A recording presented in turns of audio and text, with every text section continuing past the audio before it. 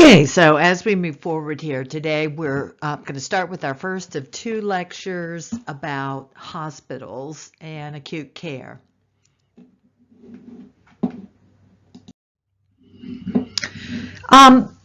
I want you to kind of think in your mind of what are all the services that are provided by a hospital.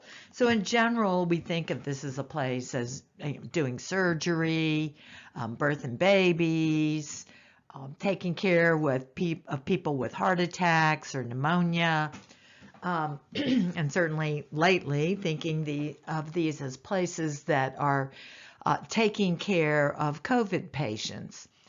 But within that, what I want you to also realize that you will see when you get out there in the world, hospitals have a hospitality aspect to them. They're like hotels that have special services for high tech and taking care of people as well. So there are a lot of different jobs in a hospital. You've got your housekeeping, we've got meals, we've got downstairs, we've got the cafeteria. There's all the billing and collection function, the medical records. So there's a lot of different aspects to it.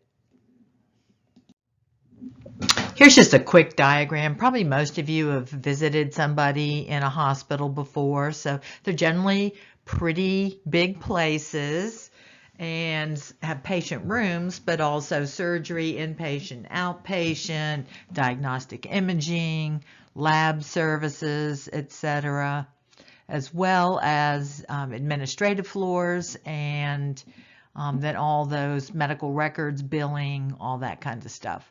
Some have medical office buildings attached to them as well. So let's start with this. Who runs the hospital? So we call hospital governance. We tend to think of CEOs as running the hospital, and while they do, there is a legal body over the CEO that's generally called the Board of Directors or the Board of Trustees. That is the governing body that is actually legally responsible for the hospital. One of their responsibilities is hiring the CEO. But realize that it is the board that has that legal responsibility. Now, the board, as we say, generally hires the CEO. Then the CEO, or Chief Executive Officer, is responsible for the operations of the hospital, the external regulatory and community affairs, etc. But within that, they hire a whole cadre of people that we call the C-suite. C standing for chiefs, and they're all different kinds of chiefs. So certainly the CEO is the Chief Executive Officer, overall in charge. Then generally there's the COO. That is the Chief Operations Officer. Sometimes the CEO has a little more external focus. The COO may have more of an internal focus. Another important chief is the CNO, or the Chief Nursing Officer. By law, nurses have to report to a nurse. So there is some nurse, that is the Chief Nursing Officer, that technically is responsible for the supervision of all nurses within the organization. The next is the CFO. You may be familiar with that too. So that would be the Chief Financial Officer. And they are responsible for all of the billing and collections and investments and paying bills, etc., for the organization. The last one is a newer one, the Chief Information Officer. And this person is often responsible for certainly all the computer systems within the organization, sometimes the medical record function as well. Now, the next group we want to talk about is the medical staff. So we've tried to talk about this some. In healthcare in the United States, technically the medical staff is independent of hospital operations.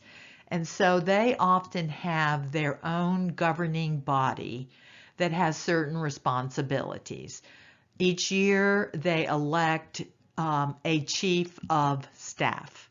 And so that is that particular chief. So let's think a minute about how this generally goes. Let's say there's a physician who wants to practice at a hospital. So they apply, and the credentialing people in administration run through and make sure that their license is up to date, they don't have any egregious malpractice charges, and that kind of thing. That package is then sent to the medical staff committees who review it from a medical standpoint and say, okay, yeah, this is all in order and this person is safe for us to allow to practice. We will grant them privileges at our hospital. But the medical staff does not have the ultimate approval. So who does? Well, it's the board. So the medical staff makes a recommendation to this board of directors or trustees. But once again, it is that board of directors who has that responsibility. And then just, I tell you terms like this, like C-suite, you may not even ever see that in a textbook. But the reason why I want you to know this is when you go and do your internships or you're doing something in a hospital, you go and have a job in a hospital. And the people are going to talk about the C-suite. And if you have no idea of what they're even talking about, you're going to appear ignorant. Okay? So I try to give you these terms that are commonly used in the hospital world so that you can appear educated. Let's look next at types of hospitals. So here's a list of terms that we generally use in referring to hospitals. And a general hospital, that would be a hospital like App Regional. So this is a community hospital, a hospital that does many different things and is serving the community, as we say. And that's compared to what we might refer to as a specialty hospital. And there are a lot of different specialty hospitals. You might have a heart hospital, you might have a cancer hospital, you might have an orthopedic hospital, you might have a women's hospital. That would be one. There are some hospitals that only do women's services. So that's what we mean by a specialty hospital. And then a psychiatric hospital would be one that basically has mental health services. Rehab hospital, that's generally a hospital that, let's say you had a spinal cord injury, that you go to a rehab hospital for a while. I had a professor that I worked with.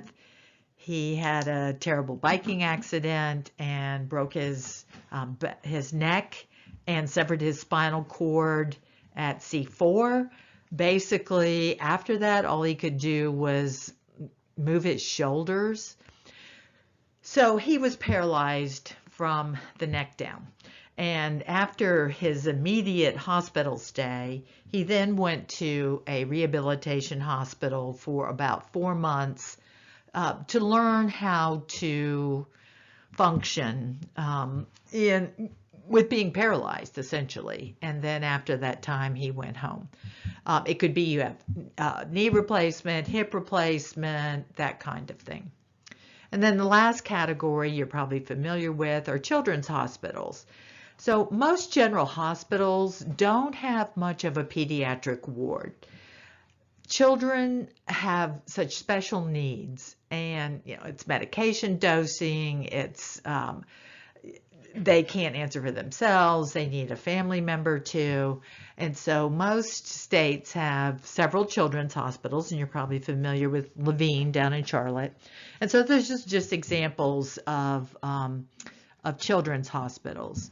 Another kind of specialty hospital might be a burn hospital. Burn patients also need really special care. And so we have several of them here in North Carolina, but if there's someone that has serious burns, they're not going to keep them local. They're going to send them to a specialty hospital once they're stabilized.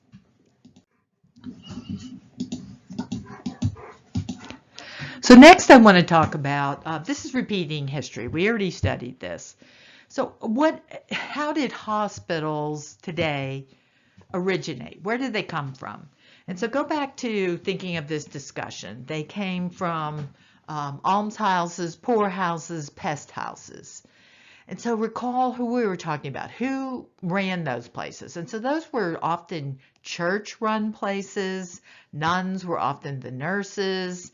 And so these were charity-type facilities.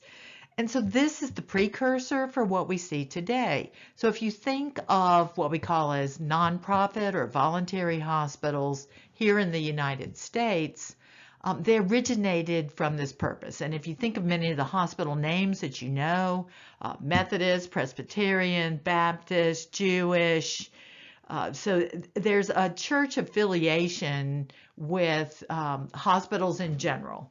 And so that's going to lead into how they're organized that we'll discuss in a minute.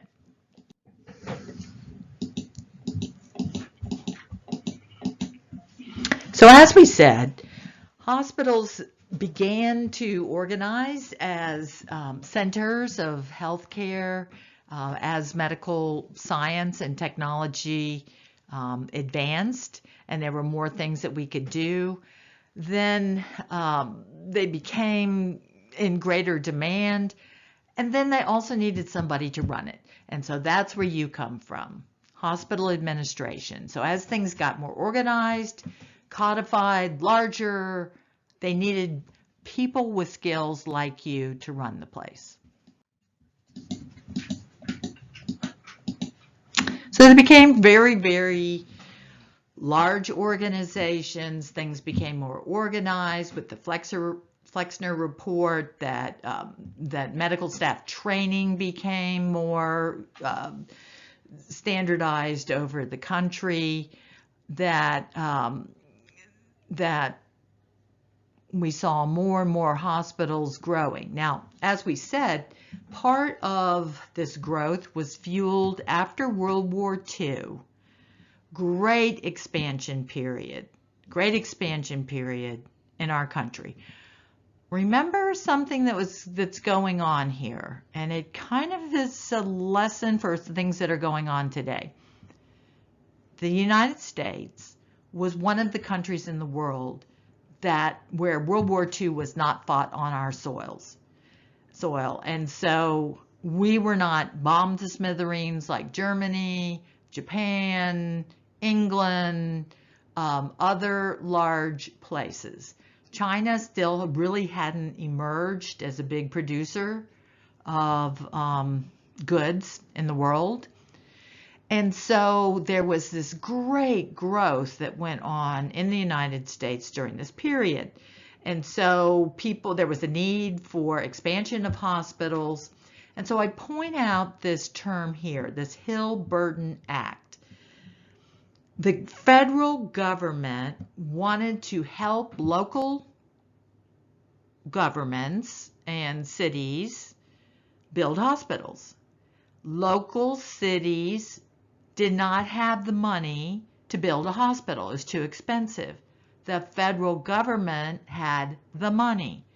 They gave loans to these communities to build the hospitals. That was the Hill-Burton Act.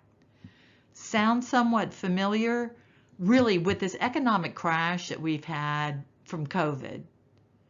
This is in part of what the government's trying to do with these bailouts that they're looking at right now. How the federal government has the money. The state of New York is telling the federal government, we need more hospital beds. We need more ventilators. We don't have access to things like you do. Please be responsible for this. So it's sort of an interesting dynamic. In our country, we're a little bit different than other countries, and we have this very strong states' rights. as opposed to federal, more centralized things. These, like Japan, it's a centralized country. Japan is the size of one of our states. They can figure out what they want to do. Here we've got this confusion of who should be handling really major catastrophic kinds of things like the COVID virus. Okay, so the Hill-Burton Act is just an example of some things that have happened in the past in relation to this. Now the last point here, and we know this, people having insurance, once again as a result of World War II, wage freezes and therefore benefit expansions, now there was a way to pay for these services.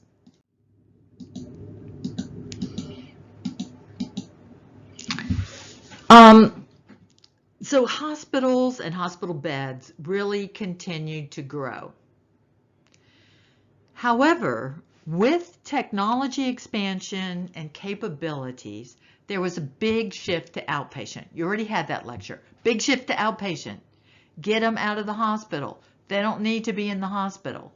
As a result, there was a huge downsizing in the number of inpatient beds.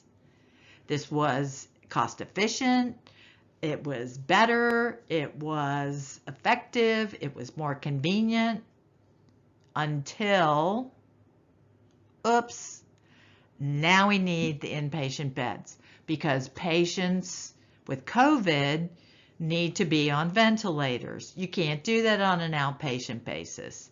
And so there was a huge contraction in the number of inpatient beds in the United States in the modern era. It worked. It was a great idea, except we have a new need and demand in the healthcare system, and now we don't have the resources. And how do we get there sooner? So we see countries all over the globe trying to build these massive new hospitals to try to take care of this new demand. All right, so there were a lot of things going on that in review that caused the development of hospitals and also the contraction of hospitals. And this is just stuff that we've already talked about here. All right, so this kind of takes us where we are today. Here's just a couple pictures of our really big hospitals here in the United States, and these would all be tertiary type hospitals, so big academic medical centers that have super specialty care. Some would call it, instead of, some call it tertiary care, some say quaternary. So here are the categories that I want you to know. We have these general community hospitals, acute care, App-Regional would be an example of this. Then these big academic medical centers that we just saw in the previous slide. So generally these are teaching hospitals. So this is our Gray's Anatomy, whatever, Gray Sloan, whatever that hospital was called. And so they offer tertiary services or quaternary. And then that last category we talked about, the specialty hospitals that don't do everything. They focus on certain groups, though it can be secondary or tertiary care. Just a couple of remaining points. Another way we look at hospitals is urban versus rural. That's important to us here because we've talked about this. Rural communities do not have the population size to support huge technology, and so they're considered critical access hospitals, and they get a little bit extra payment to help them fund care. We can also look at hospitals as short stay, acute care. That's what we generally think of, but sometimes there are people that need to stay a little bit longer because they're on a ventilator. I mean, they want to get you out of this short stay hospital as soon as possible. But sometimes you go into rehab, sometimes you may go into these long stay hospitals or long-term acute care. So let's say a ventilator patient. And that could be an example of these COVID patients that are going in and they're being on a ventilator, and they may be on that for a couple of weeks. And so that may be in what we call long-term acute care. Another category I just want you to be aware of is osteopathic. So remember we talked about osteopathic physicians earlier in the term. There are a few osteopathic hospitals too. And so the emphasis, as we said in that, is that it's a little bit more holistic. And so we use that term osteopathic versus most hospitals we know are considered allopathic. So I just want you to be familiar with that term because once again, you could run into this and not be familiar with it and appear ignorant. All right, now here's important characteristics for you to understand. As we said, initial hospitals were community-owned or church-owned. So those are considered non-profit hospitals. What that means is they don't pay federal corporate income tax. They're exempt under 501c3 of the Internal Revenue Code from paying corporate income tax. They are considered non-profit. However, they are not public. That public means you're owned by the government. So there are a few of those that we have out there. Private means you're not owned by the government. So understand you can be nonprofit, but you could also be private. You could be public, the last category, owned by the government, VA hospitals, Native Americans through the health service, military hospitals. Some states own mental hospitals.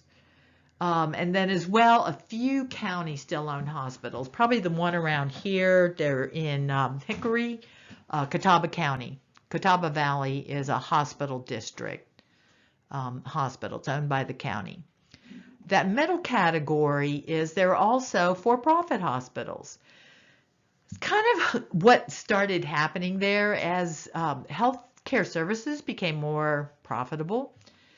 Sometimes physicians would say, you know, I don't want these administrators telling me what to do. I'm going to go build my own hospital, and we're going to do what we want to do. All right? So those were for-profit hospitals that they're not tax exempt, and so they pay corporate income tax. There are also some large corporations that own income tax. Now, one point I want to make about this, think of this. Hospitals in the United States are not owned by the government. So we have this issue with COVID, and there's all this discussion about how we should allocate resources, who should be doing what, where should the ventilators go. Okay, this is a private industry. The government does not run this industry, unlike Great Britain. So in Great Britain, they can tell the hospitals what to do because the government owns and runs the hospitals. That's not how it is here. So there's a lot of thinking in this regard. But unless they invoke these powers that they're discussing, the federal government cannot tell the hospitals what to do. Now, what are the proportions of these kinds of hospitals? All right, so here we go. Biggest chunk are private nonprofit.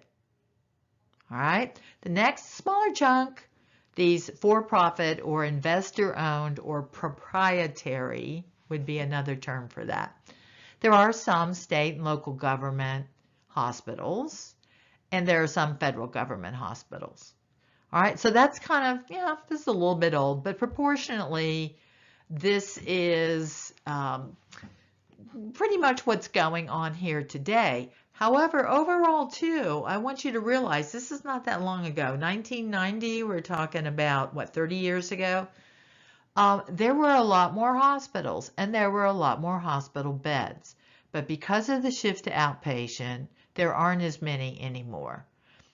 So as we move through with this COVID crisis, it's going to be curious to see. The hospitals are really scared and really challenged. When they look at some things that have been happening in Italy and other countries where there are not the resources to adequately care for the people who have a serious case of COVID, which is not going to be most of us. Probably most of us will get it, at least 60%. We're going to get it. Some of us won't even know it. Some of us will be mild, but not everybody. Some people are going to be really ill, and they're going to need these special resources. And the fact is, these resources do not exist today to serve the demand that we will probably see in the next month. So that is the challenge out there, big scrambling. But right now, it's difficult for the federal government, unless they invoke the act, the kind of War Powers Act would be a term for it. So they can't really tell them what to do.